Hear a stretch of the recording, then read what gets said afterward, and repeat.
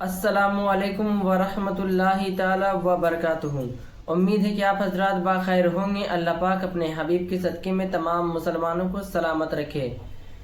جو حضرات اپنی بیٹی کے لیے، اپنی بہن کے لیے یا اپنی بھتیجی کے لیے رشتہ تلاش کر رہے ہیں، وہ حضرات اس ویڈیو کو مکمل ضرور دیکھیں۔ علامہ فاروق خان رضوی صاحب نے بتایا ہے کہ رشتہ کرتے وقت ہمیں کن چیزوں کا دھیان رکھنا چاہیے، ہمیں کیا دیکھنا چاہیے۔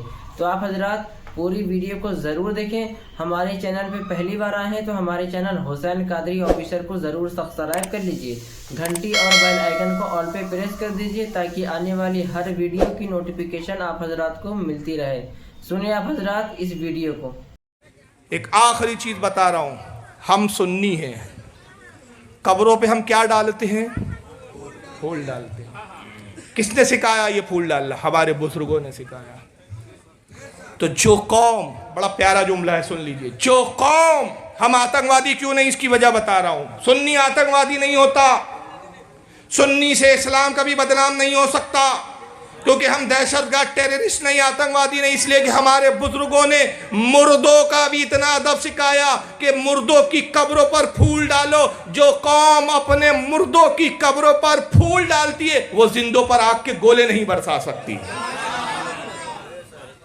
یہ ان کا کام ہے، ان کو قبروں سے بھی دشمنی ہے اور زندہ انسانوں سے بھی دشمنی ہے۔ آج اسلام کو داغدار ان خبیثوں نے کیا ہے۔ ڈنک کی چوٹ پر کہو کہ ہم سنی ہیں، اور ڈنک کی چوٹ پر بولا کرو کہ وہابیوں سے ہمارا کوئی تعلق نہیں، ان سے رشتہ داریاں مت کرو۔ سب سے زیادہ وہابیت پھیلتی ہے تو رشتہ داریوں کی بنیاد پر پھیلتی ہے۔ کیا سنیوں کی لڑکیاں مر گئی کہ وہابی کے گھر کی لڑکیاں لاتے ہو؟ عاشق رسول کہلانے کا ڈنکا پیٹتے ہو، دعوے کرتے ہو ہم نبی سے محبت کرتے اور غدار رسول کی بیٹی لے کر آتے ہو، اور ذہنوں میں یہ بٹھاتے نہیں نہیں ہمارے ماحول میں رہ کر سدھر جائیں گی۔ ابے کیا سدھریں گی؟ پورا گھر بگاڑ دیں گی۔ ایک ڈرام شربت ہو اور اس میں پیشاب کا ایک قطرہ گر جائے، پیوں گے وہ شربت؟ کیوں بھائی؟ سارے ڈرام نے اسے ایک قطرے ناپاک کو پاک کیوں نہیں کر دیا؟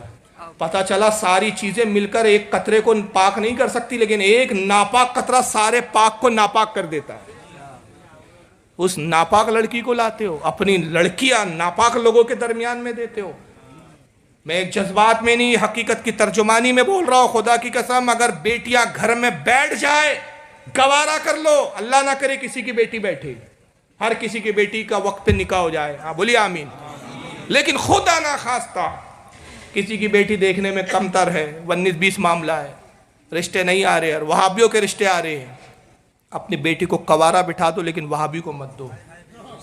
اس لیے کہ تم نے اگر اپنی بیٹی کو یہ سوچ کر ایک وہابی کے گھر میں بہا دیا کہ شادی ہو جائیں گی کسی طرح یہ بیٹی نپٹ جائیں گی، یاد رکھو آپ نے بیٹی نہیں نپٹایا، ایک بد عقیدہ، ایک گستاخ رسول کی نسل کو پیدا کرنے کا ذریعہ دے دیا ہے۔ تو اب اس لڑکی سے اس گھر میں جتنے گستاخ رسول، غدار رسول پیدا ہوں گے، قیامت میں آپ کی پوچھ ہوں گی۔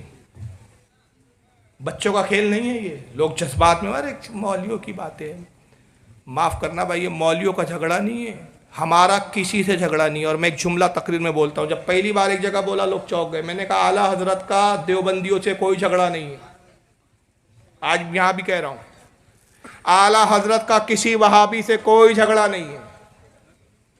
سب سے زیادہ بدنام انہوں نے کس کو کیا؟ اعلیٰ حضرت کو، دیوبندیوں کو کافر کہہ دیا، فلانوں کو کافر کہہ دیا، وہابیوں کو کافر کہہ دیا، اس کو کافر، سب کو کافر کہا، صرف وہ اکیلے سنی۔ بھائی ہاں، حدیث میں بھی رسول نے 72 کو کافر کہا، ایک ہی کو حق پر کہا۔ سب سے بڑی بات تو رسول نے بول کے چلے گئے، تجھے وہ نظر نہیں آیا؟ اعلیٰ حضرت نے کسی وہابی کے جھگڑا نہیں کیا، کسی وہابی سے حالت کا جھگڑا نہیں، کسی دیوبندی سے جھگڑا نہیں۔ پھر آپ کہیں گے یہ ہے کیا سارا؟ یہ ساری تقریر تو اسی پہ ہو رہی تھی۔ سن لیجئے، ایک آدمی جھگڑا لڑتا ہے، دوسرے پہ ظلم کرتا ہے، دوسرے پہ زیادتی کرتا ہے، وہ شخص کورٹ میں اپیل کرتا ہے کہ میرے ساتھ ظلم ہو رہا ہے، تو وہ خود جا کے کورٹ میں نہیں کھڑا ہوتا بلکہ ایک وکیل کو کھڑا کرتا ہے نا؟ وکیل اس کا مقدمہ لڑتا ہے کہ میلارڈ میرے کلائنٹ کے ساتھ یہ ظلم ہو رہا ہے، میلارڈ میرے کلائنٹ کے ساتھ یہ تشدد کیا جا رہا ہے، وکیل کھڑا ہوتا ہے نا۔ دیوبندیوں کا اور وہابیوں کا جھگڑا اعلیٰ حضرت سے نہیں تھا، ان کا جھگڑا اللہ اور اس کے رسول سے ہے یہ اللہ رسول سے جھگڑا لڑ رہے تھے. کوئی رسول کو جھوٹا کہہ رہا تھا, کوئی رسول کے علم غیب کو جانور اور پاگلوں سے تشبیہ دے رہا تھا, کوئی کہہ رہا تھا معاذ اللہ نبی کا علم جو ہے جانوروں کی طرح, کوئی کہہ رہا تھا محمد صلی اللہ علیہ وسلم بڑے بھائی سے زیادہ نہیں, کوئی کہہ رہا تھا محمد مر کر مٹی میں مل گئے, کوئی خبیث کہہ رہا تھا کہ محمد سے زیادہ عمل میں لوگ بڑھ سکتے ہیں. کسی خبیث نے کہا نبی پاک صلی اللہ علیہ وسلم کے لیے نعوذ باللہ کہ شیطان کا علم نبی سے زیادہ ہے. کسی نے کہا نبی کا میلاد منانا کنہیا کے جنم دن منانے کی طرح. یہ رسول سے لڑ رہے تھے. اور کوئی کہہ رہا تھا اللہ جھوٹ بول سکتا ہے, اللہ جو ہے غیبت کر سکتا ہے, اللہ میں عیب بھی ہے, اللہ یہ سب کرے تب بھی کوئی فرق نہیں پڑتا, اس لیے کہ وہ کہتا ہے ان اللہ علی کل شیء قدیر. تو اللہ کو جھوٹا قرار دیا جا رہا تھا, اللہ کو بھولنے والا قرار دیا جا رہا تھا. یہ اللہ رسول سے لڑ رہے تھے اور اعلیٰ حضرت اللہ رسول کی طرف سے وکالت کر رہے تھے, اور وکالت کر کے کیس لڑ کے سنیوں کو بتا رہے تھے کہ جان لو ان کو, یہ مجرم لوگ ہیں اور یہ ایسے مجرم ہیں کہ ان سے بچو. اور رسول کی بارگاہ میں عرض کرو کہ یا رسول اللہ صلی اللہ تعالی علیہ وسلم ان مجرموں سے ہماری حفاظت کیجئے, ان غداروں سے ہماری حفاظت کیجئے, اس لیے کہ قیامت میں جب اللہ ان کو سزا سنائیں گا جو ان کے ساتھ ہوں گا وہ بھی جائیں گا. تو اعلیٰ حضرت نے کہا کہ اب ہمیں اپنے ساتھ لے لو کہ رستے میں ہے جا بجا تھانے والے. میں مجرم ہوں آقا مجھے ساتھ لے لو کہ رستے میں ہے جا بجا تھانے والے.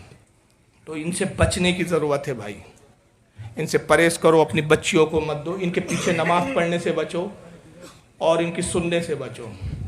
کوئی آئے اور آپ کو گمراہ کرنے کی کوشش کرے, صاف کہہ دو اللہ صاحب دیکھیے ہم جس عقیدے پر ہے وہ سچا عقیدہ ہے, ہمیں یقین ہے, ہم اپنے نبی کو مانتے ہیں, اپنے خدا کو مانتے ہیں, ہم اپنے طریقے پہ نماز پڑھتے ہیں. آپ کو بات کرنا ہے ہمارے مولانا سے بات کیجیے.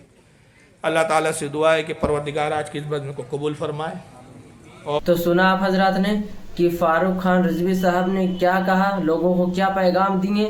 آپ حضرات اس ویڈیو کو زیادہ سے زیادہ شیئر کریں. ہمارے چینل پہ پہلی بار آئے ہیں تو ہمارے چینل حسین قادری آفیشیل کو ضرور سبسکرائب کر لیجئے, گھنٹی اور بیل آئیکن کو آل پہ پریس کر دیجئے تاکہ آنے والی ہر ویڈیو کی نوٹیفیکیشن آپ کو ملتی رہے. السلام علیکم ورحمۃ اللہ تعالی وبرکاتہ.